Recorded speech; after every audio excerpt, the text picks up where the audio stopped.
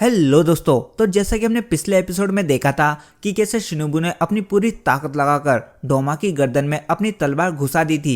अब यहाँ पर शिनोबु को अपना बचपन याद आता है, जहाँ पर एक डीमन ने उसके माता पिता को मार डाला था, लेकिन ग्योमी ने टाइम पर आकर शिनोबु और काना को दोनों को ही बचा लिया था। अब अनाथ होने के बाद शिनोबु और काना डीमन स्लेयर कॉर्प में रहने लगी और कसम खाई कि वो डीमंस को मारेंगे ताकि और कोई बच्चा अनाथ ना हो। यहाँ पर शिनोबु को तांजीरो की वो बात भी याद आती है, जहाँ तांजीरो ने शिनोबु से पूछा था कि क्या तुम नाराज हो। उसका जवाब शिनोबु अब देती है कि वो काफी लंबे समय से नाराज है।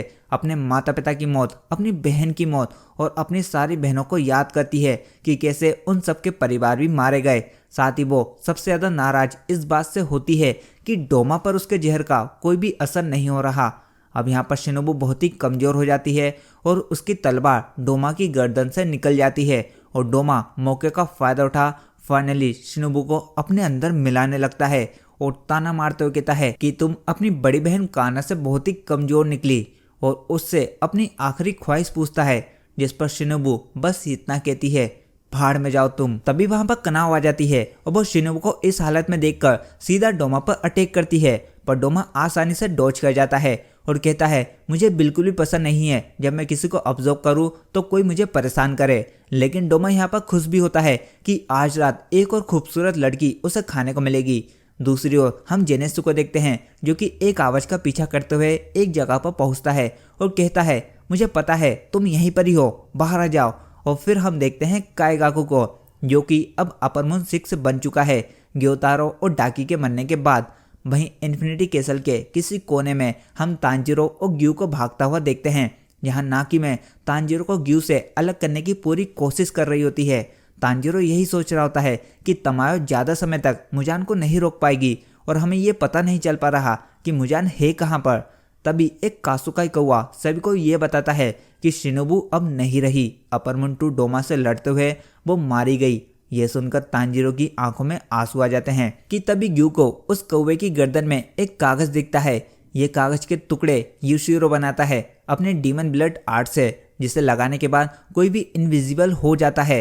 और यही कागज हम उबयाशिकी के बचे हुए बच्चे कीरिया, कनाटा और कुइना के सिर पर भी देखते हैं, और इसी की वजह से वो अभी तक नाकिमी की नज़रों से बचे हुए हैं। और यहाँ पर इन्होंने सभी कासुकाई कौवे के सर पर यह कागज लगाकर उन्हें इन्फिनिटी कैसल में भेजा है, ताकि वो वहाँ की सारी चीज़ों की जानकारी लेते रहें और हाशिरा तक पहुँचाते रहें कि कौन सा अपर मून डीमन कहाँ पर है। और साथ ही वो पूरे इन्फिनिटी कैसल का पूरा नक्शा भी बनाते जा रहे हैं उन कौवे की आंखों के थ्रू। यहाँ पर किरिया उबयाशिकी का सबसे बड़ा बेटा रहता है और वो अपने माता पिता के मरने का शौक बनाने के बजाय अपने मिशन पर पूरा ध्यान देता है, और उसका साथ उसकी बची हुई 2 छोटी बहनें कुइना और कनाटा देती हैं। और जो 2 बहनें हमले में मारी गईं वो नीचिका और हिमाकी थी, जिन्होंने कभी भी अपने माता पिता का साथ नहीं छोड़ा था। अब किरिया बड़ा बेटा होने के कारण डीमन स्लेयर कॉर्प की गद्दी संभालेगा। यहाँ पर कुइना बताती है कि मुजान की जगह नहीं बदली है, वो जहाँ पर था अभी भी वहीं पर ही है।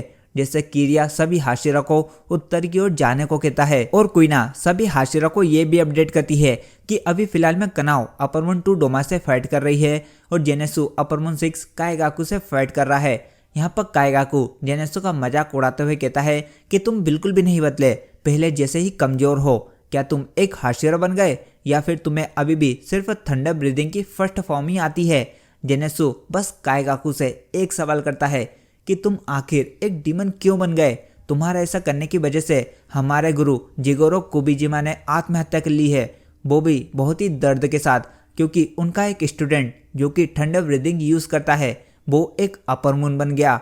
यहाँ पर जेनेसु जिगोरो को अपना दादा जैसा मानता था, और जब से उसे ये बात पता पड़ी तभी से जेनेसु फिर फुल सीरियस हो गया था। लेकिन यहाँ पर काइगाकू को तो घंटा भी फर्क नहीं पड़ता। वो कहता है कि मैं उन लोगों की परवाह नहीं करता जो मेरी कीमत नहीं समझते, मैं सिर्फ उनका वफादार हूँ जो मेरी कीमत समझते हैं।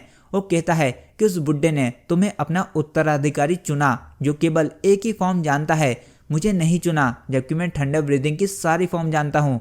मैंने बुड्ढे को खुश करने के लिए क्या कुछ नहीं किया, लेकिन उसने मेरी कभी कदर नहीं की।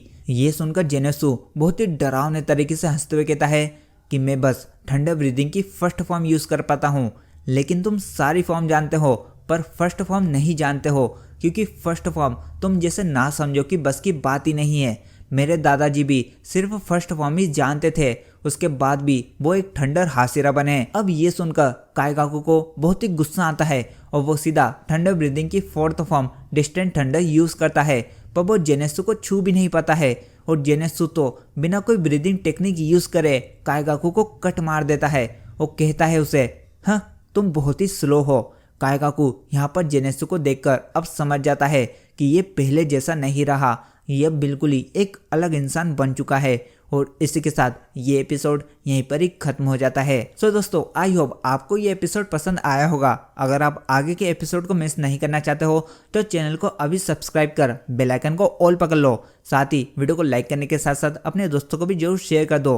बाकी मैं मिलता हूँ आपसे जल्दी, तब तक के लिए goodbye and take care.